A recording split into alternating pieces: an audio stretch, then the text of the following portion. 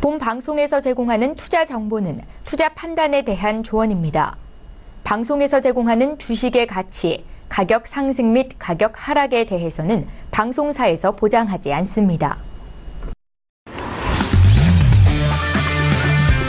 네, 안녕하세요. 해외선물 신세계 2부 MC 김은혜입니다. 자, 1부에 이어서 2부 여러분들에게 전달을 해드릴 해외선물 전략과 시장에 대해서 꼼꼼하게 분석을 도와드리는 프로그램인데요.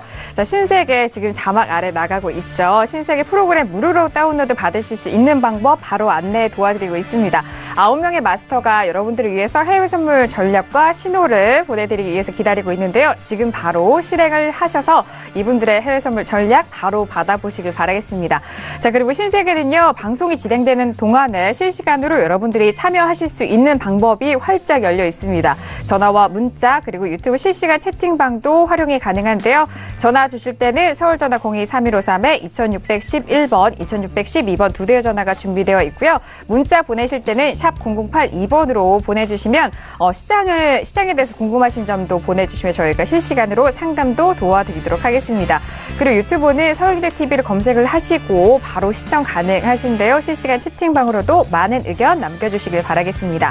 아울러 저희가 방송 중에 이렇게 제공되는 정보에 대해서는 상품의 가치와 수익률을 보장하지 않는다는 점, 또한 저희 프로그램은 자본시장 통합법을 준수하고 있습니다. 1:1 투자 상담과 무인가, 영업행위, 불법 대여 계좌 홍보 및 가입 권유 등 이런 모든 불법 사항에 대해서 엄중하게 금지하고 있다는 점 또한 다시 한번 고지 도와드리도록 하겠습니다. 자, 신세계 2부 역시 선재 마스터와 김호근 해설위원님과 계속해서 함께하고 있는데요. 자, 1부에서 저희가 다루지 못한 이슈, 네 번째 이슈도 함께 짚어드리면서 시장 대응하실 수 있는 실시간 리딩도 같이 도와드리도록 하겠습니다. 자, 선재 마스터님. 네. 저희가 또 1부에서 오늘 좀 잔잔한 시장 속에서도 그 다음 거래를 위해서 또 좀 중요한 가격대라든지 시장에 대해서 짚어드렸는데, 지금 현재 시장 상황은 어떻게 보시나요? 지금 시장 상황이요? 오늘 빨리 진입 자리가 좀 있나요? 네. 빨리 투시 되길 기다리고 있습니다. 일단 기다리는 거예요. 그렇죠.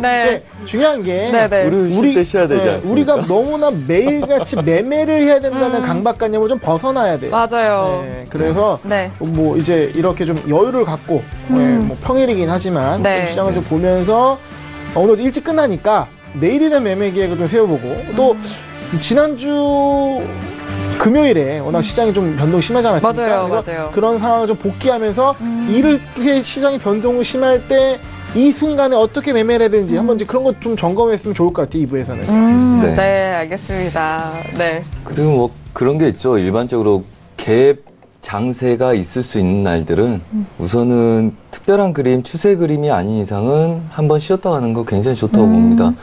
왜 그러냐면 갭이 생길 수 있는 구간. 그러니까 이번에는 장중이기 때문에 갭보다는 뭐 조기 종류가 있으니까 갭이 있을 수 있죠. 하고 그다음에 이틀 동안 뭐 하루 동안 못했던 물량들을 다시 소화할 때 그에 대한 휩쓸 구간들이 발생될 수 있기 때문에 큰 추세 방향성을 타고 있는 애들이 아니라면 잠시 쉬어가는 게 사실 현명하다고 볼 수가 있습니다. 네, 알겠습니다. 잠시 쉬어가는 것도 정말 현명한 매매와 투자 전략이라는 점 다시 한번 오늘 이런 날을 통해서 알려드리고 있는 것 같아요. 김호근 해설위원님. 오늘 좀 잔잔한 분위기 속에서 시장을 또 보시고 있는데 아까 1부에서는 유로까지 좀 짚어봤잖아요. 지금 최근에 많이 보시는 상품에 대해서 좀 알려주실 게 있다면은 딱 생각나는 상품이라든지 뭐 선물의 포인트 뭐 이런 게 있을까요? 상품을 얘기하자면 저는 유로를 빼놓을 수는 없을 것 같습니다. 그러면은 네네. 워낙 저도 이제 개인적으로 거래하면서 고생했던 종목이기도 하고, 예상 밖에 너무나 지금 이제 강한 슈팅을 했었기 때문에 어려움을 느끼면서 좀, 제가 매매에 대해서 시장에 대해서 다시 되돌아볼 수 있는 계기를 줬던 게 최근의 유로의 모습이거든요. 그럼 이제 마지막으로 그냥 제가 이제 유로에 대한 그 중요한 부분, 오늘 이제 시청자분께 꼭 말씀드리고 싶은 거는 유로가 어려운 이유를 얘기 드리면, 일단 진짜 이제 최근에 유로가 1.2를 돌파했을 때, 그러니까 이게 1.2라는 게 1.1을 이제 돌파할 수도 있다라고 했는데 실제 한번 1.9까지 갔다가 네. 쭉 밀렸다가 최근 잭슨홀 이후에 갑자기 그냥 뭐 준비도 없이 1.1을 찍었단 말이에요. 네네, 그럼 1.1을 맞아요. 돌파하면서 1.28까지, 그러니까 1.208까지 갔어요. 한 번에. 네네. 그러고 나서 그러면 이제 1.2가 넘어가게 되면 이제 굉장히 큰 상승으로 갔구나. 그럼 1.1이라는 게 돌파됐구나. 그러면 사람들이 이제 보통 이런 거 있잖아요. 그러니까 저항대를 돌파되면 이게 새로운 지지선이 된다. 그렇게 봤는데 1.1을 돌파하자마자 계속 또 바로 빠진 거예요. 그럼 이거는 1.2가 돌파된 건 뭐냐? 이게 어려운 거예요. 이거를 어떤 시장의 힘으로 1.2가 돌파돼서 이제 펀더멘털적으로 간 거냐? 아니면 휩쏘냐? 지금의 모습은 워낙 단기적으로 다시 1.2 밑으로 내려왔기 때문에 휩쓸어 봐야 돼요. 그러니까 그런 것들이 지금 시장 분석이 어려운 거죠. 그러니까 1.2라는 걸 기준으로 거기까지 봐왔는데 막상 1.1을 돌파했는데 뭐야? 하루 만에 아까 말씀드렸던 것처럼 드라기가 올린 가격까지 쭉 밀려 내려왔거든요. 그러면 이거는 좀 이게 뭔가 판단하기 어려운 거예요. 그렇죠. 올라가는 거야? 내려가는 거야? 판단이 어렵습니다. 그래서 시장이 어려운 거고요. 유로가 분석이 어려운 거죠. 네. 그래서 최소한 그런 전체적인 큰 그림에서 분석이 어려우면 그럼 좁게 보자. 그러니까 원래는 크게 봐야 이제 어떤 해석이 좋은 건데 크게 봤을 때 안 보이니까 그러면 짧게 대응을 하자. 그래서 오버나잇 이런 거 안 하고 당일 대응으로 가자. 그러니까 지금 상품의 상황에 맞게 그런 식으로 가야 됩니다. 예, 그런 차원에서 유로에 대해서 좀 말씀을 드렸습니다. 역시나 좀 고심 있게 좀 바라봤던 종목이 관심 있기도 하고 여전히 궁금하기도 하고 그런 종목인 것 같은데 삐졌어요, 저는 유로한테. 너무 심해요. 누가 달래줄까요? 왜냐면 이게 이게 일봉을 보시게 되면 지금 요 올라가는 모습이 이제 유로 일봉 보시면 그러니까 지수가 이렇게 올라갈 수는 있어요. 지수가 경기가 좋으면 이렇게 올라갈 수 있는데 그렇죠. 지수 이거는 통화예요. 그러니까 통화가 원에 가기가 어려운 이유는 유로 같은 경우는요. 그냥 유로의 가격이 아니에요. 유로와 달러의 상대 가격입니다. 그러니까 분자에는 유로가 있고 분모에는 달러가 있는 거예요. 그렇죠. 그러니까 달러와 유로의 상관관계인데 극단적으로 가기가 쉽지가 않거든요. 그런데 지금 보시면 7월 기준으로 7월 초 기준으로 이 가격이었어요. 1.13이었어요. 네. 근데 불과 한 달 좀 두 달 좀 안 되는 기간 동안 이렇게 올라간 거거든요. 네네. 통화는 이렇게 잘 안 움직입니다. 이렇게 짧은 기간에 이렇게 큰 폭의 변동성 보이지 않습니다. 네. 근데 이렇게 지금 짧은 구간 안에 일봉상의 거의 분봉의 모습을 보여준 거는 굉장히 이제 트레이딩 하는 사람으로서 좀 흔히 말하는 이제 그 정규 분포의 패테일, 그러니까 블랙산이 나오는 정도의 상황이기 때문에 시장 분석이 이게 뭐지? 이렇게 좀 과한데라는 거를 좀 주는 거죠. 네. 알겠습니다. 맞아요. 지수 같은 경우에는 경기가 좋아지고 또 그 안에 기업적인 가치와 시장이 호조를 보였을 때 이렇게 원웨이로 지수가 좀 상승하는 그런 흐름의 차트는 항상 보실 수가 있는데 통화에 대한 부분은 이런 원웨이가 어려운 만큼 최근의 흐름이 정말 분석하기 어렵다. 소위 좀 약간 재밌게 좀 삐지셨다라고 했는데 좀 너무하잖아요. 그러니까요. 근데 재밌는 건 또 뭐냐면 최근 들어서 제가 애널리스트 시향을 보다 보니까 외신 시향을 보다 보니까 유로가 이젠 좀 빠질 때가 됐다는 리포트들이 좀 많이 나오고 있어요. 쌓이고 있어요. 그러니까 리포트가. 그거에 대해서 얼마나 믿냐 안 믿냐를 떠나서 이거 일종의 지표가 되는 거죠. 계속 상승할 때는 1.2까지 갈 수 있다는 리포트가 쌓였거든요. 근데 지금은 1.2에서 저항 받아 보니 그러니까 여러 나라의 곳곳에 있는 리포트 이제 애널리스트 분석 그러니까 그 FX 트레이더들의 이제 분석을 보면 좀 이제 어느 정도 정점이 와서 달러의 강세, 유로의 약세가 나올 수도 있지 않느냐는 리포트들이 조심스럽게 좀 늘어나고 있어요. 그래서 물론 유로의 상승을 예측하는 리포트도 있죠. 하지만 그런 추세, 그러니까 리포트의 트렌드가 나오고 있다는 점 참고하시면 좋을 것 같습니다. 네, 알겠습니다. 유로에 대해서 1부에 이어서 또 계속적으로 좀 말씀을 드리고 있는데 마스터님도 1부에서 유로에 대해서 짚어주셨잖아요. 최근에 유로 매매는 좀 어떠신지 좀 총평을 해주시자면. 유로 회원들하고 시청자분들하고 저희하고 다 올 수익 나서 뭐 당연한 거 아니겠습니까만은. 자, 우선 설명 좀 드릴까요? 네. 죄송합니다. 사실만 말하다 보니까 이게 계속 지난주에 수익났다니 안 이러셨거든요. 지난주에 너무 스스로에 대한 자랑이 없으셔서 주변에서 엄청 핸들했는데 오늘은 조기 종료라서 그러신가 봐요. 네. 조기 종료라서 기분이 귀찮아서요. 이게 네. 겸손도 지나치면 피곤합니다. 네. 네. 한결 좀 마음이 여유 있으신가 봐요. 네, 응원합니다. 네. 저희야 원래 자 이렇게 보자면 우선은 저번에 한번 말씀드릴게요. 우선은 예상보다 약간 한 하루 정도 더 친 거였고요. 네. 저희가 이제 고가에서 매도를 치기 시작을 해서 중간에서 우리가 치기 시작을 했을 거예요, 얘네들을. 그래서 이게 잠깐 밀려서 그때 처음 방송할 때 회원들 이제 급락으로 100팀 먹고 나오고 그러셨거든요. 네네. 그러니까 손절을 20개 드렸는데 이제 물리신 거죠. 이 손절 안 리딩 하시고. 방송을 또 저희 서울흥제에서 무료 방송으로 함께 또 네네. 해주셨나요? 그죠? 했었죠. 네네네. 그리고 이제 이거 방송 끝나고 가서 그때도 새벽 2시 정도에 마이크를 잡고 있으신 분들 네. 이거 다시 한번 방송에서 왜 그렇게 이야기했는지 그러니까 그러니까 이게 추가적으로 더 1차 자리 정확히 이 자리 갈 거다. 그리고 매수 친 애들도 어차피 수익은 줄 거지만 방송에서도 말씀드렸을 거예요. 네. 그래서 이제 지금 구간 애매하니까 추가적으로 익절 잡고 보신 분들 보시고 수렴 아까 설명드렸다시피 수렴 상단부 나오면 건들자. 나도 잘 모르겠으니까 아직은.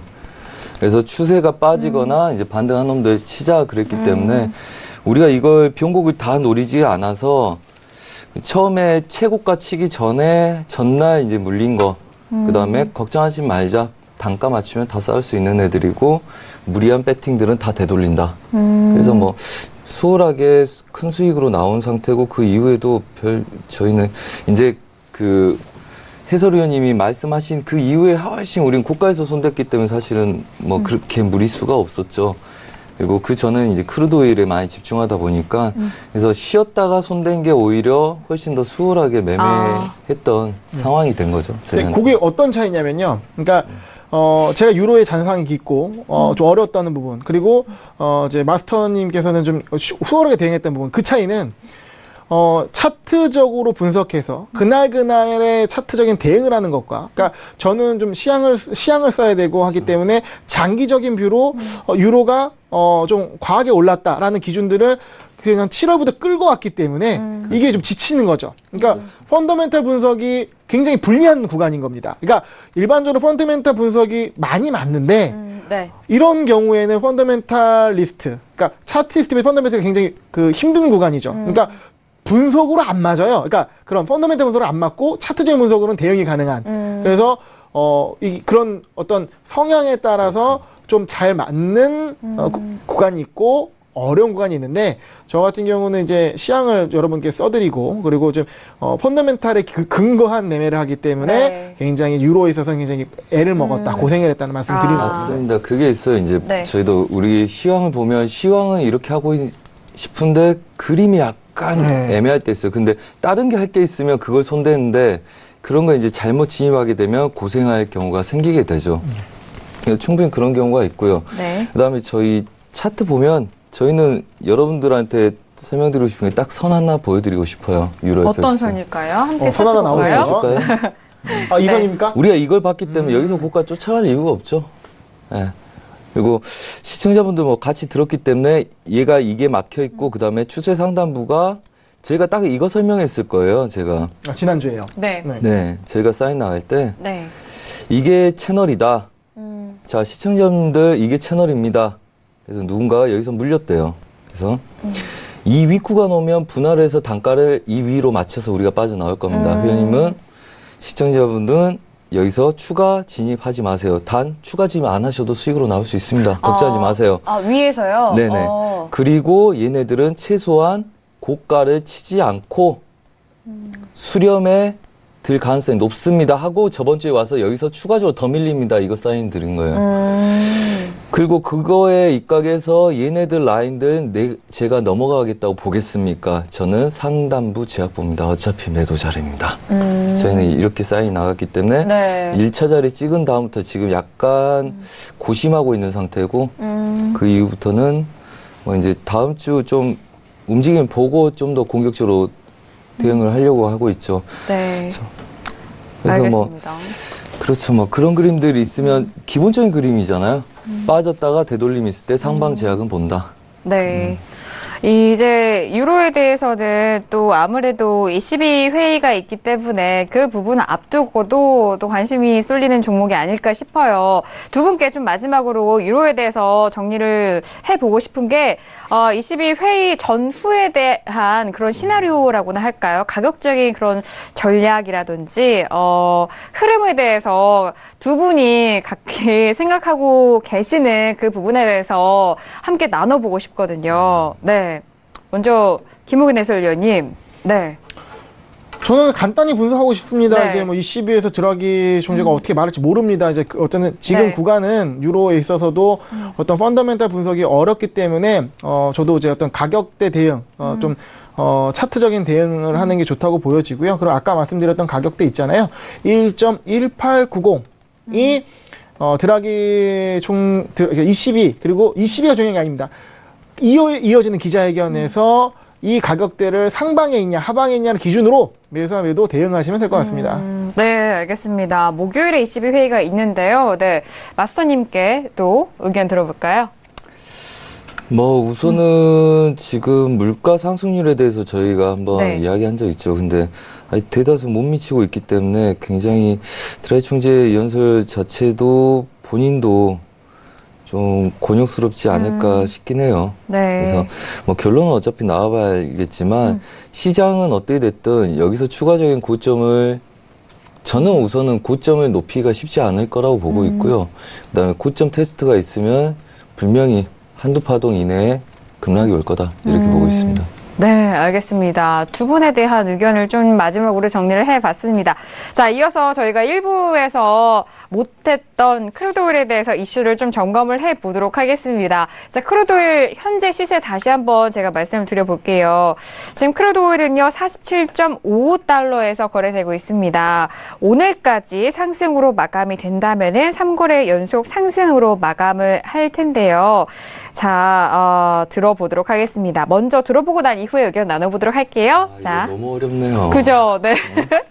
그림이 네, 들어보도록 자, 하겠습니다. 준비되셨나요? 네, 뭐 설명은 나중에 하면 되니까. 네. 하나, 둘, 셋. 고심을 하셔서 다운을 주셨고요. 저와 김호균 해설위원님은 업을 들었습니다. 자, 이전에 제가 좀 로이터 통신에서 나온 좀 이슈를 확인을 해 보도록 하겠습니다. 월요일 기준으로 가솔린 가격이 지금 급락을 하고 있다고 하는데요. 이유는 정제소가 재가동되는 허리케인 하비로 인한 이 수급 우려가 해소됐기 때문이다라는 그런 뉴스도 들려오고 있고요. 그리고 또 크루드 오일뿐만 아니라 WTI뿐만 아니라 브렌트유 선물 역시 하락을 했는데 이 원인에 대해서는 북한이 핵실험을 강행을 하면서 투자 심리가 안전자산 쪽으로, 이제 상품에서 또 안전자산 쪽으로 몰리기 때문이다라는 이런 유동성에 대한 부분도 짚어준 기세가 있습니다. 그래서 WTI 이제 크루드 오일에 대해서는 47.42까지 13센트가량 상승을 했고 그에 대한 연유에 대한 부분은 뭐 북한의 핵실험이라든지 위에 뭐 합의에 대한 부분이다라고 또 로이터에서 이런 뉴스들이 나왔네요.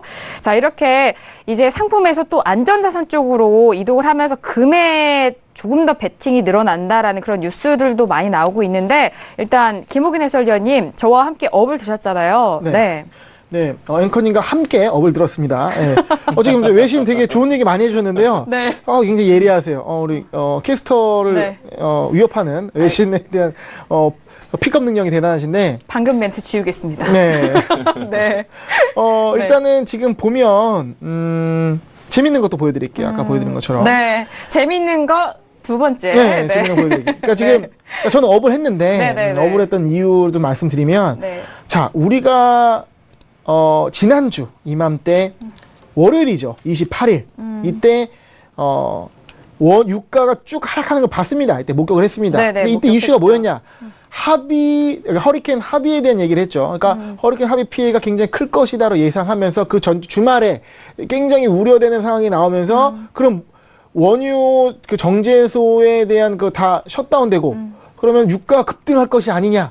그러면 개장하자마자 매수해야 되는 거 아니냐라고 생각을 했는데 막상 개장해보니 오히려 유가가 밀렸어요. 맞아요. 밀리고 기억납니다. 오히려 그 자정무렵 해가지고 쭉 빠졌거든요.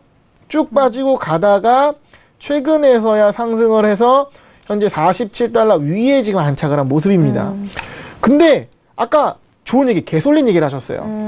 정작 이때 움직인 개솔린이었습니다. 그러니까 우리가 이 28일 기점으로 가격이 오를 거라고 예상했던 원유가 아니라 개솔린이 그 시점 기준으로 크게 상승을 했고, 말씀하신 대로 지금 정제가 돌았기 때문에 일봉상으로 이때 굉장히 강한 양봉들이 나왔다가 그것을 좀 되돌리는 모습이 나온 거거든요. 네네.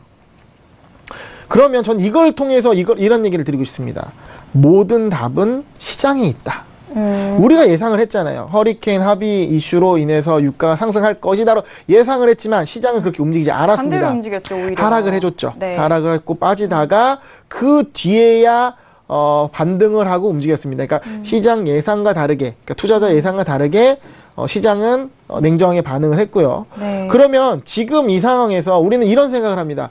북핵 이슈가 터졌고 위험하기 때문에 이런 크루돌 같은 위험 자산은 하락할 것이다 예상하지만 시장은 하락하지 않았습니다. 네. 그러면 시장대로 보는 거죠. 따라가는 거죠. 네, 팔로우를 하는 거고요. 그래서 47이 깨지지 않는 현재 상황에서는 올라가고 있으니 네. 매수로 보겠다라고 기준을 정하는 거죠. 그러니까 네. 상승의 여러 가지 이유를 댈 수 있지만 반대로 생각해서 상승을 하고 있으니 상승하나 보다라고 생각하는 것도 요즘 같은 시장에서는 더 맞을 수 있다고 생각을 해봅니다. 네, 맞아요. 저도 이전에 좀 박스권 그 밴드 안에서 움직일 때가 있었잖아요. 이렇게 큰 추세를 아래로 위로 나오기 전에. 그래서 그 박스권 위쪽으로도 아래쪽으로도 터지지 못했던 그 박스권 흐름이 지나고 난 다음에는 그냥 가던 대로 가더라고요. 정말 네. 말 그러니까 그대로. 굉장히 중요한 건데요. 네네. 시황을 기준으로 매매하는 할 때 위험한 건 뭐냐면 아집이 생겨서 왜 이렇게 안 움직이지? 분명 시장이 이렇게 움직여야 되는데 라고 생각하면서 자기가 버티게 됩니다. 그러다가 시장한테 한번 당하고 네. 죄송합니다 하고 손실을 크게 보죠. 예. 그러니까 왜냐하면 이제 그런 건 주식이랑 비슷한 거예요. 주식에 수급에 이기는 장사 없다는 거잖아요. 그러니까 수급이 재료 앞서는 거잖아요. 아무리 좋은 재료, 펀더멘탈이 있다 하더라도 아니 사람들이 매수하고 그러니까 메이저들이 매수하면 올라가는 겁니다. 네네. 네, 그거는 장기적으로는 펀더멘탈을 수급이 이기지만 단기적으로는 무조건 수급이 재료 이기게 됐습니다. 네. 그래서 80% 이상은 재료, 펀더멘탈 분석에서 움직이지만 그렇지 않는 구간이 있습니다. 그럴 때 어떤 시황에 너무 집착한 나머지 이거 왜 올라야 되나 안 올려? 버티다 보면 크게 다칠 수가 있기 때문에 내가 시장을 예측했지만 시장을 분석했지만 틀렸을 때 틀렸으면 인정하는 자리를 꼭 두고 지켜야 되는 게 굉장히 중요합니다. 네, 손절가 이렇게 말씀을 하시면은 또 투자자분들은 내가 뭔가 실패에 좀 무게를 많이 두세요. 그건 좋은 손절이라 그래요. 그러니까요. 내가 원칙을 지켜서 본 손절은 좋은 손실이기 때문에 그럼요. 그거는 약입니다. 네. 그래야 좋은 수익도 얻을 수 있는 거고요. 원칙을 지키지 않은 수익은 나쁜 수익이라고 해도 상관없습니다. 네, 과정이 좀 합리적이어야 된다는 그러면 말이죠. 중구난방으로 내가 원칙을 지킬 수가 없어요. 그런 수익이 쌓였을 경우는. 네. 네. 아니, 마무리하실 줄 알았어요. 여기 예를 하나 더 드려볼게요. 네네, 어떤 요즘 예인가요? 최근에 이제 어떤 영수증 관련돼서, 그러니까 이제 시청자들이 영수증을 분석해주면서 역시 꽂혔어. 네. 칭찬해드리고, 좀 이제 뭐라고 이제 꾸짖기도 하고 그러잖아요. 거기서 중요한 건 소비를 얘기하죠. 그러니까 네. 근데 모든 소비가 나쁜 소비는 아닙니다. 좋은 소비가 있어요. 그러니까 네. great 할 수 있는 소비가 있기 때문에 우리가 매매도 great 할 수 있는 매매를 해야 되는 거죠. 네네. 그래서 great 할 수 있는 손실이 있습니다. 예. 네, 알겠습니다. 다 알아들으셨을 겁니다. 너무. 네. 그러니까 아시는 그래요? 분들은 빵빵 터질 거거든요. 지금. 그래요? 예, 지금 시청자분들이 이제 방청객이 없어서 그렇지 빵빵 터지는 멘트입니다. 저와 마스터님 지금 안 터져서 살짝 서운해 하시는 것 같아요. 예, 안 듣고 계세요. 예, 그러니까 트렌드에 아니에요. 민감하지 않으신 거거든요. 한 달에 예. 2번 마트장을 봐라. 네. 네, 알죠. 네. 네, 마스터님. 네, 지금 크루도일에 대해서 결정하기 전에도 너무 어렵다고 하셨고. 네. 그래서 더 궁금해요. 저 명확히 사인 드리고 네. 그다음에 저희가 보는 건 명확히 있습니다. 그리고 두 분 방향 설정 잘 하셨어요. 하지만 제가 매도 든 건 의도가 있습니다. 먼저 차트 네. 먼저 보시죠. 네, 보시죠. 자, 저번 주에 저희가 46불대 지지력의 얘네들 매수를 제가 드렸습니다. 그러니까 생방송에서만 한 게 아니라 저희가 사인을 이렇게 드렸어요. 제가 그때 뭐라 그랬냐면 46불 지지력 매수 싸움한다. 위아래 흔들 수는 있다. 하지만 47.50까지 매수 본다. 그 총 제가 계약수를 여기서 저희가 이렇게 봤어요. 그날 이제 수익이 딱 났잖아요. 방송 끝나고 나서. 예. 그래서 제가 이거 오버해도 됩니까, 대표님? 아, 이렇게 갈 겁니다. 근데 밑에 떨어지면 아유 45불대인데 분할 하나 대비하시면 되지 않을까? 우리가 이걸 익절 잡고 자기에는 수익 구간이 너무 짧을 것 같은데요. 3, 40만 원밖에 안 되는데. 오케이. 안 해도 47.50대 안 가면 제가 익절 안 들어가겠습니다 하고 제가 20계약을 넣었어요. 20계약이요? 네. 그래서 자고 일어나니까 아침에 지니까 근처에 와 있더라고요. 자, 분할 들어가실 분들 들어가시고 하지 마실 분들은 그냥 갖고 계시면 됩니다. 47.50 안 가면 익절 안 들어갑니다. 그날 끌고 가서 47을 찍으니까 50 찍었다고 봅시다. 도망 나오게. 이러고 이제 마무리를 하고 그 다음에 매도로 46.50까지 떨어지니까 여기서 다시 매수 잡아라. 그리고 오늘 뭘 드렸죠? 미장 전까지 40 위에서 매도를 쳐서 47.20 보합 구간 보고 초보는 아예 안 잡힐 생각하고 아래쪽에서만 대기하라. 그리고 추세는 매수다. 단 오늘 추세 저항들이 있으니까 오늘 돌파할 걸 볼 수가 없다. 48불 안 차가는 거. 그래서 지금 매도 든 거는 지금 고가를 향해서 가고 있기 때문에 시청자분들이 이 구간 내에서 돌파를 지금 볼까봐 말씀드린 거예요. 지금은 눌림 보는 게 맞습니다. 눌리죠. 눌림. 그래서 추세는 잘 잡으셨다고 말씀드리고 저는 이 말씀 드리려고 매도를 쳤고 우리가 보는 건 위아래 휩쓸 없이 싹 긁어 먹었다. 다시 한번 강조 드립니다. 오늘 컨셉 제대로 잡았어요. 자, 그리고 박수 쳐드립니다. 예. 근데 저한테 평이 한 거기 때문에요, 항상. 자, 그리고 이제 롱포는 우선 48.6 중반 자리하고 51점 초반 자리 보는데 얘네들은 아직 시기가 정확하게 결정되어 있는 상태가 아닙니다. 그래서 이 구간대 47.50이 찍은 다음부터는 굉장히 저희가 좀 조심하자고 하고 있어요. 그래서 47.50달러요? 네. 목표가 47.50이었고요. 네, 맞아요. 그래서 정확히 51까지 찍었고 오늘 40대에서 20까지 왔다 갔다 했다가 이러면 얘네들은 한번 눌릴 가능성이 있습니다. 46불 중반까지 우선 가능성이 있고 그다음에 큰 흐름들 우선 큰 눌림이 있는지 살펴봐야 되는 상황이기 때문에 우선 조심하자는 이야기를 하고 나왔고요. 그래서 오늘 유럽장 스캘핑은 완벽하게 다 전 포지션들 손실 날래야 날 수가 없죠. 그렇죠? 40위에서 매도를 치고 미장에서는 상방 테스트를 약간 열어놓는다.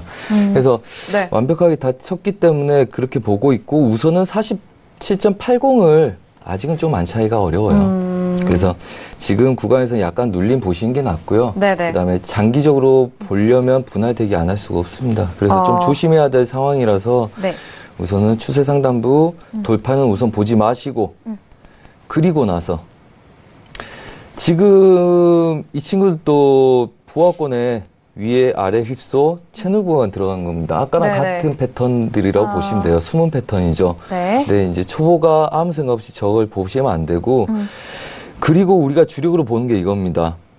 이 점선을 빼고 보면 위아래 갇힌다. 매도에 눌림의 매수다. 이게 그냥 일봉사에서 제가 설명한 거예요. 그리고 지금 보시는 거 매수 잘 봤다고 하시는 게 일봉사의 오늘부터 지지력의 매수 상방 테스트입니다. 일봉이죠? 그렇죠. 그러면 우선은 47불을 넘어선 게 맞아요. 그렇기 때문에 눌리더라도 거기서 많이 벗어나질 않습니다. 그래서 지금 보자면 중요한 거죠. 도대체 그러면 이 선이 강하냐? 이렇게 해서 이렇게 눌림선이 강하냐, 지금. 아니면. 뭐 갑자기 네요? 아니요. 저희. 갑자기 까먹었어요. 눌림선이 강하냐? 습관성 내 증후군이죠. 아니요. 저희 이제 방송에 원활한 진행과 이제 소리가 나지 않아가지고. 그렇죠. 근데 오늘 마스터님 제가 마음에 안 드시나?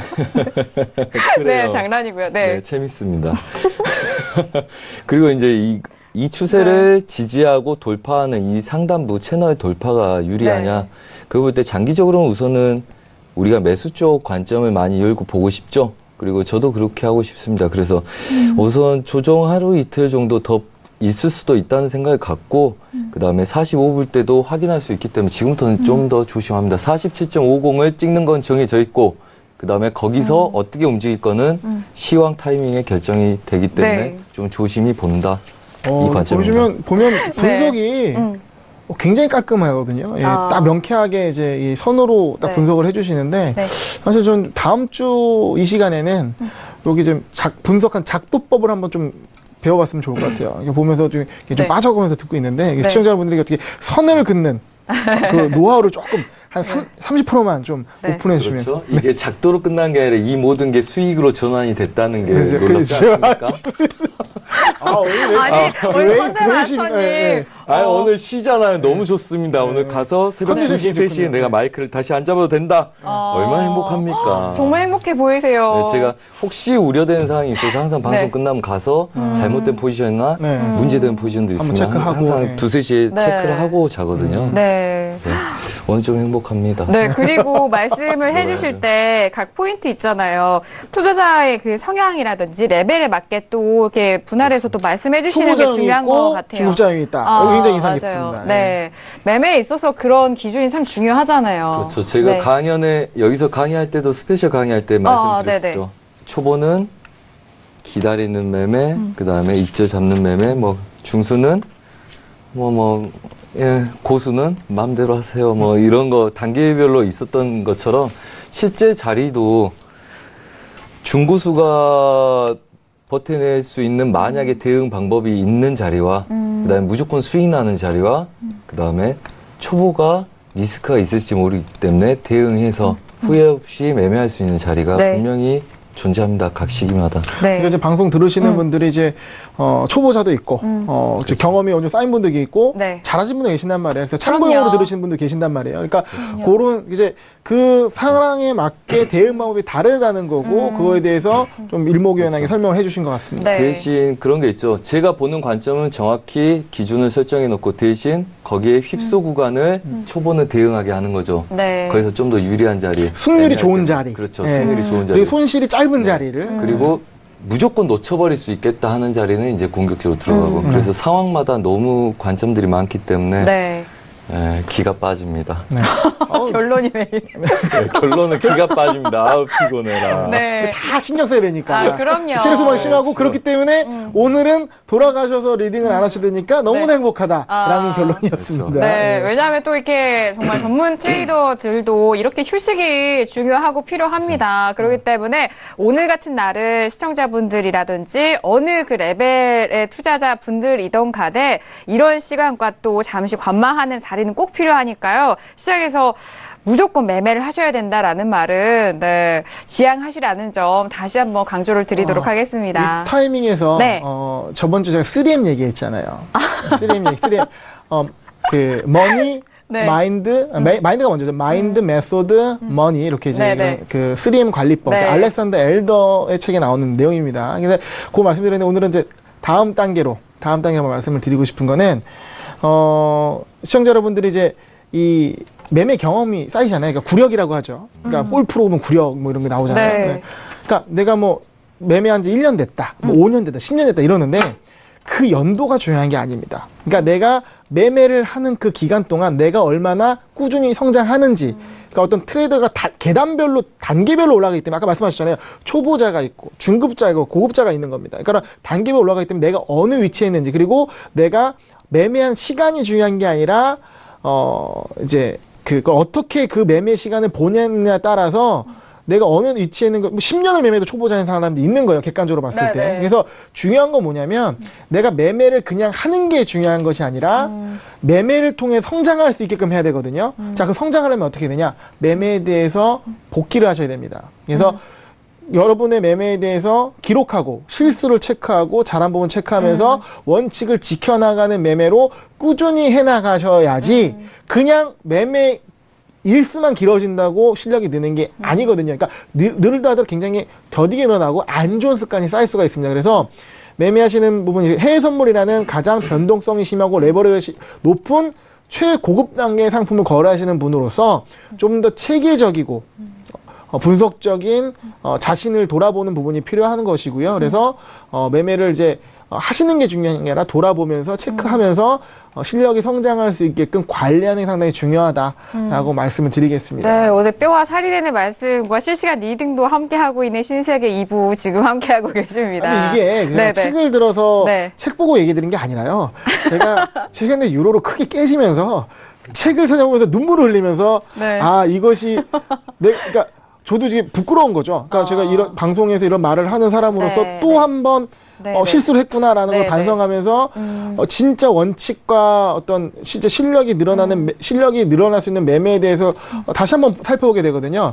근데 이제 저는 그래도 부끄럽기도 하면서도 당당히 말씀드릴 수 있는 게 뭐냐면 파생인들에 있어서 가장 최고의 성인, 그러니까 주식에서 최고의 성인 워렌 버핏 할아버지, 파생의 최고의 성인은 우리 제시 리버모어라고 뽑습니다.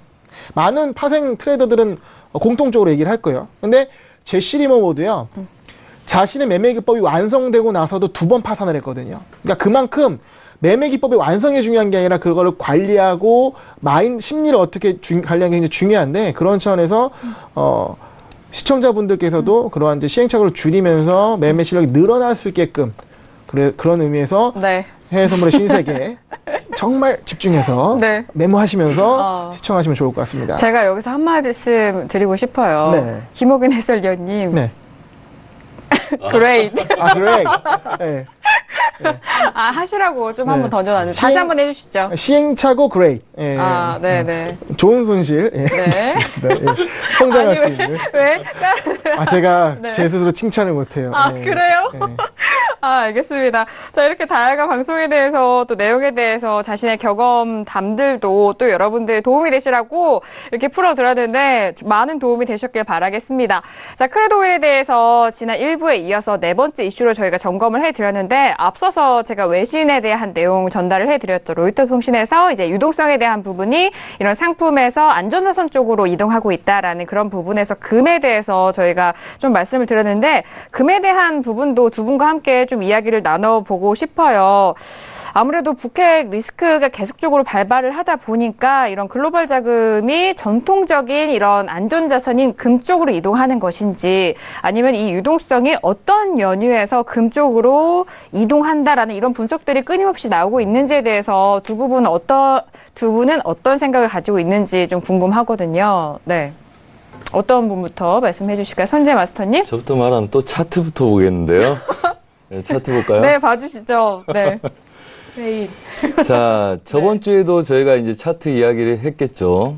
자, 저번 주에 이렇게 말씀드렸습니다. 제가 매도 사인을 드렸고, 시청자분들이 잘 안 해서 화를 내면서 얘 다 잡으라 했다. 언제 화냈어요? 화내셨더라고요? 방송 그때 같이 했었잖아요. 이제 이게 추세가 깨지는데, 이게 추세가 깨질 거다. 위에서 매도 잡고 1차를 잡고 1차 목표가 찍으면 2차까지 끌고 간다. 그래서 저번에 8월 30일이었죠. 제가 나왔을 때가. 그래서 방송을 되돌아보시면 8월 30일 날 목표가가 다 와서 보합 뛴다. 근데 시청자분이 이거 매수 추세로 잡아도 좋냐고 오늘 해서 내가 이거 넘어가겠습니까? 얘네들 보합이지. 그 다음에 한 말씀이 일봉상 눌림이 더 있어야지 매수 추세 가능합니다. 지금 매수 잡아놓으면 분할대기 하셔야 됩니다. 말씀을 드렸어요. 볼까요? 일봉상에 눌림 다음에 매수 추세가 나죠. 이게 어느 정도 정해져 있었다는 그림입니다. 제가 분석한 겁니다. 사인 드렸던 거고. 재밌네요, 이거. 자, 우선은. 이게 모든 것이 증거로 남아있으니까요. 그럼요. 모든 게 증거로 남아있고, 이때부터 우리가 이랬죠. 저희가 여기서 매도를 드렸어요. 이거 고가를 넘어갈지인데, 여기서 못 넘어간다. 그때 방송 나와서도 말씀드렸습니다. 그래서 매도에 눌림 매수 돌파를 본다. 그래서 이제 디테일한 거 여기서 저번에 사인 드린 걸 말씀드린 거고요. 그 다음에 이제 추세가 돌파를 했는데, 우선은 일봉상의 그림 한번 보자고요. 일봉상의 채널 상단부입니다. 어떤 이슈가 터지든지 저희는 이 부분에서 다시 한번 매도 관점을 돌려서 볼 거예요. 물론 롱포로 보지는 않습니다. 제일 처음에 눌림에서 데일리 관점은 굉장히 롱포겠죠. 하지만 우선 이 구간에서는 롱포라는 거는 길게 먹는 롱포는 아니라는 거예요. 우선 아직은 모르겠으니까. 하지만 2016년 11월 달에 고가이자 채널 상단부에 맞닿는 이 구간에서는 저희는 매도 한번 돌려서 볼 생각이고요. 그 다음에 그 시기에 기술적인 분석이 맞는다면 걔네들은 목표를 설정해서 때릴 생각을 하고 있습니다. 네, 알겠습니다. 해설위원님 의견도 들어볼까요? 골드 분석이죠? 네. 네. 재미있는 것들만 보여드릴게요. 자, 김우균 해설위원님의 자, 재미난 것 3. 네네. 골드는 말입니다. 네네. 저는 그렇게 생각해요. 데이 트레이딩에 적합하지 않은 종목이다. 네. 크루돌 같은 경우는 당일 매매가 좋아요. 변동성이 좋고 먹을 자리가 많습니다. 하지만 골드는 특히 초보자가 데이 트레이딩 하기 굉장히 위험하다. 그러니까 가격 변동이 예측 못한 타이밍이 나와요. 그러니까 분석이 어렵다는 거죠. 근데 골드를 분석에 좋은 구간이 있습니다. 일봉입니다. 일봉상으로는 유의미한 가격 분석이 가능해요.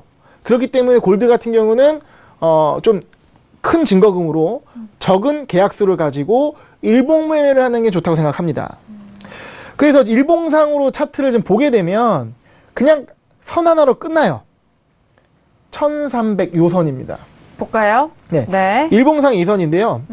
지금 2016년 초부터 이 저항대 자리에 얻고 돌파됐다가 다시 꺾여 내려왔죠. 이게 저항선이 지지선으로 바뀌었다가 깨지면서 다시 저항선으로 변경됐습니다. 네. 그러면서 저항 한번 또 생겼고요. 쭉 내려왔습니다. 그때는 이 가격 의미가 없죠. 다시 올라옵니다. 올라오다가 한 번 부딪히고 두 번째 부딪히고 요 가격대 지난주 이때 얘기를 했을 겁니다. 골드가 1300을 상방 돌파하느냐. 왜냐? 굉장히 중요한 가격대이기 때문에. 근데 1300대를 돌파했죠. 그러면 일본 기준으로는 매수로 봐야 하는 겁니다. 그래서 1300 위에 있기 때문에. 그러면 이거는 어떤 식으로 대응하면 좋냐면 일봉상으로 눌림목에서 매수를 타는 전략. 그리고 1300이 깨졌을 때는 매수가 아니구나 하고 정리되고 나오는 전략. 그렇게 보시는 게 좋습니다. 그래서 그런 차원에서 말씀을 드리는 거고요. 지금 질문 이거잖아요. 전통적인 안정자산 금으로 대이동? 대츠 노노. 아니라고 생각합니다. 자, 안전자산일 때 상승했다? 물론 그런 이유도 있지만 가장 큰 이유는 달러 약세입니다. 금이나 원유 같은 이런 상품들은 달러로 평가됩니다. 그러니까 금이 예전에 온스당 2,000달러를 돌파하려고 갔을 때는 달러가 양적 완화 1, 2, 3 들어가면서 굉장히 대약세를 할 때였거든요. 그 힘을 같이 받아서 금이 온서 2,000달러 갔던 거고 최근에 달러 인덱스를 보시면 추세 하락이잖아요. 바닥 확인하지 않고 계속 가는 하락이었습니다. 이런 힘을 받았기 때문에 골드가 상승하는 흐름이 나온 겁니다. 그러니까 안전자산 성격도 있지만 그러니까 이거는 미국채랑 비교해보면 좋아요. 그래서 단순히 안전자산 성격을 골드가 많이 확보했다? 그거보다는 달러 약세 영향을 고려해야 된다라고 말씀드리겠습니다. 지금 달러 약세에 대해서 골드가 또 영향을 받은 부분을 말씀을 해주신 것 같아요. 그 힘으로 1300 위로 돌파한 거거든요. 알겠습니다. 그러면 1300달러를 좀 지지선으로 보고 그 이상을 좀 보시는 것 같은데 그 이상 전후 가격대인데 그러다 저항 가격대는 어떻게 보세요? 그러니까 1300인 거죠. 그러니까 1300 지지와 저항 기준으로 두고 굉장히 중요한, 자, 일봉 보시면 이 1300 가격대가 얼마나 중요한 가격대입니까? 이게 2016년 초부터 해가지고 저항 자리였다가 지지 자리에 바뀌었고요. 다시 깨지면서 저항 자리 됐어요. 저항 3번 맞았죠? 네 번째 때 돌파됐습니다. 돌파된 거로 우리가 이제 객관적으로 보는 거죠. 일봉상으로. 그러면 1300 위에서는 지금 얘는 지지선인 거예요. 1300은. 저는 지지선을 보는 거고 위로 얼마나 보느냐? 그거는 이런 일봉 매매에서는 의미가 크게 없습니다. 전고점 보는 거죠. 1차 전고점은 돌파된 거잖아요. 그럼 다음 고점씩 봐가면 되는 겁니다. 그리고 매수는 눌림목에서 매수 들어가는 전략으로 보시면 조금 쉽습니다. 우선 그러면 이제 우선은 참고할 만한 걸 또 제가 시청자분들한테 좀 더 정교한 자리를 좀 주시면 좋을 거죠. 보여드리면 좋을 것 같아요. 그런 관점에서 좋은 관점입니다. 자, 한번 차트 보겠습니다. 자, 우선은 방금 말씀하신 게 이 이야기예요. 그 힘으로 이 추세를 뚫었다는 겁니다. 추세 뚫렸죠. 뚫렸다는 거고, 그 다음에 제가 그래서 이제 얘네들 상단부에서 눌림 본다는 거죠. 이제 그 눌림이라는 게 이제 차익 매물도 나온 거. 그래서 이미 가장 중요한 거는 말씀하셨다시피 이게 뚫렸다는 거예요. 그죠. 달러가 앞으로 지속적으로 약세를 띌 수 있기 때문에 안전자산 중에서 비중이 달러 쪽으로 쏠린다. 그냥 쉽게 뭐 그렇게 보셔도 되고요. 대신 이제 그 큰 틀은 가정을 둘 수가 있어요. 우선은 얘를 뚫린 상태에서 아래 구간 정렬하게 지지를 받았던 구간들. 자, 여기서 급등이 저항 지지 라인들 있죠. 이 구간들 깨지 않는단 말이에요. 얘를 돌파했다고 인정하는 거예요. 인정을 해서 돌파한 애들이 눌림이 와요. 그리고 그 구간들 의미 있는 새 꼭지점들이 형성이 됩니다. 그리고 이 근처 오면서부터 이제 하단 경직이 생기죠. 굉장히 조심스럽다는 건 말이에요. 골드가 저 아래자리 과연 깨고 가도 되나? 밑으로 내려가고 있는데 그래서 시황이 이제 바뀌기 시작해서 돌파를 하기 시작을 하죠. 걔도 돌파를 하고 지지력 받고 그 다음에 추세를 깨고 그래서 우선은 장기적으로는 이런 구간까지 가능성을 열고는 봐야 됩니다. 근데 그게 한 2년 걸리지 않겠습니까? 한 1, 2년. 그렇게 보는 거고요. 대신 이제 일봉상에서의 이제 단기 저항점들 과연 매도 눌림 구간들을 어디를 볼 거냐. 그래서 그 기간들이 중요합니다. 지금 구간도 굉장히 중요한 저항점들 아닙니까? 이렇게 보자면. 그렇죠? 자, 이런 구간들 저항점들 보이시죠? 자, 이 라인들 좀 기준으로 크게 봐보겠습니다. 우선 이 기준이 왜 중요합니까? 우선은 누군가가 이걸 많이 보고 우리가 제가 한 10년 동안 이런 기준선에서 죽지 않고 살아남았기 때문에 차익이 나온다는 이야기죠. 일봉상에서의 음봉이 생기는 자리죠. 이제 저 구간들이 우리가 뭐 별거 아닌 것 같지만 저런 게 50만 원, 100만 원을 주면서 시작을 하는 거죠. 그래서 이제 저런 채널 구간들의 눌림을 보면서 큰 추세는 아마 이런 상단부 제약 시간이 지나게 되면 2018년 뭐 이렇게 보자면 이 구간까지 추세 채널 구간도 열려 있고 그다음에 강력한 저항점이기 때문에 저런 구간까지 가능성을 장기적으로는 열어둬도 되겠다 이렇게 보는 거죠. 대신 월물이 바뀌니까 네. 월물이 바뀌니까 문제죠. 네. 월물이 바뀌기 때문에. 그렇죠. 이제 선물은 그렇죠. 만기가 있기 때문에 그렇죠. 이게 만기에 대한 이제 롤오버 관리 이런 것도 굉장히 중요한 거죠. 네, 그래서 장기로 거래하기가 굉장히 어렵습니다. 네. 그래서 장기로 거래하게 되면 롤오버 계속 해야 되는 거고요. 추세적, 이제 좀 단기적 판단을 하기에 좀 구조적으로 유리한 상품이죠. 그리고 아까 말씀하셨다시피 그 골드 스캐핑 어렵다는 네네. 부분 적극적으로 동감합니다. 엔화, 그 다음에 골드, 그 다음에 항생도 거기에 속할 수도 있고요. 네. 우선은 변동성이 심하거나 갑자기 추세가 났을 때 원웨이 방향으로 과도하게 치는 애들 좀 진득하거든요. 그러니까 쭉쭉쭉 가는 게 아니라 그렇죠. 쭉 가고 끝이에요. 네. 네. 그런 대응할 수 있는 여력을 네. 주질 않는 상품이죠. 그래서 저런 관점도 있다 이렇게 생각하시면 될 것 같아요. 그래서 짧은 구간들 공략하기는 오히려 그 말씀대로 그렇게 보면 오히려 더 독이 될 수 있는 게 골드일 수 있다. 네. 이 말씀도 굉장히 중요한 이야기입니다. 네, 그리고 저희가 거의 2부 마지막 시간까지 골드 이야기로 네. 불을 붙이네요. 그러니까 지금 네. 전체적으로 시향을 분석하기 위해서 제일 중요한 거는요. 이 말씀 드리겠습니다. 달러 is very important.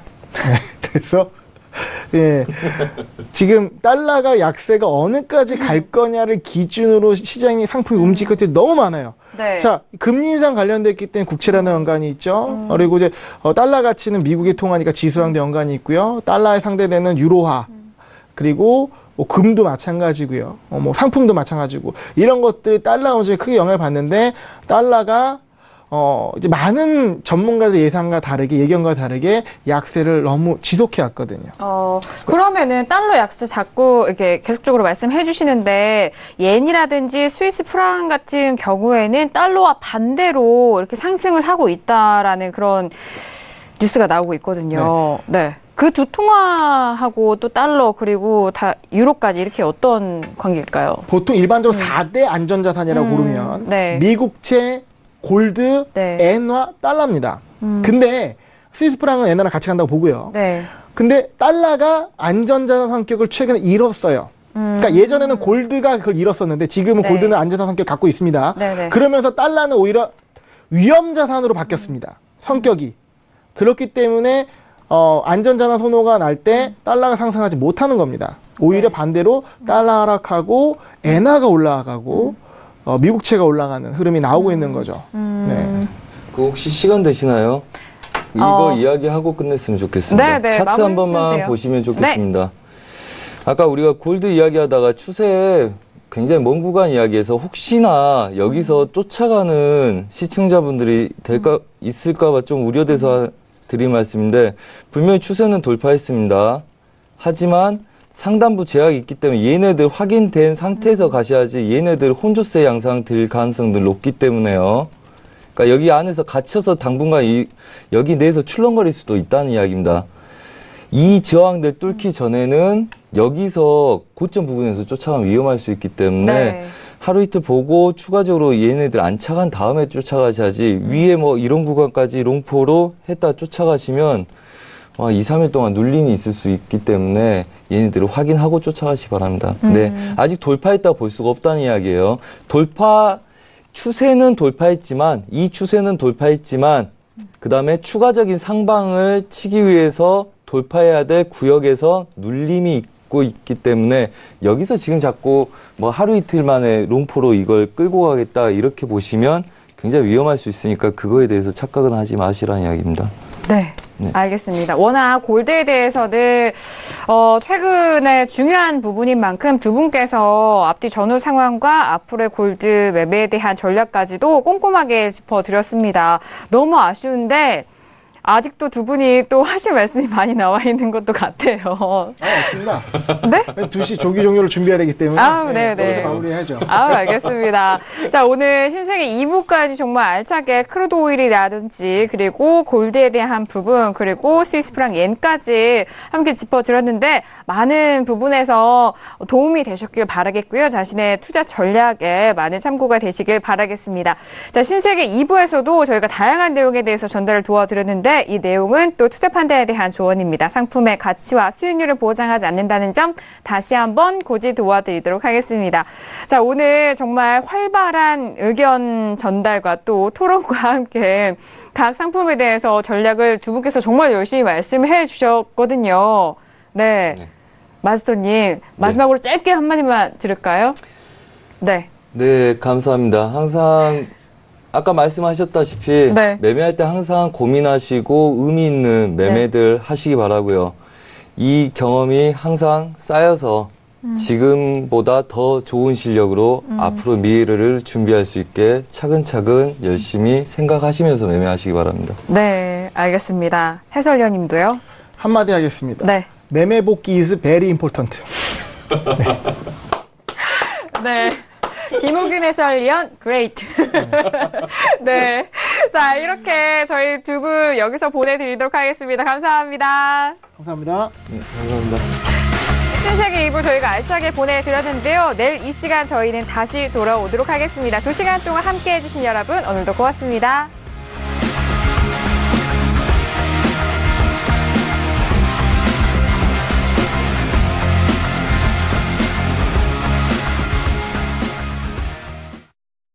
본 방송에서 제공하는 투자 정보는 투자 판단에 대한 조언입니다.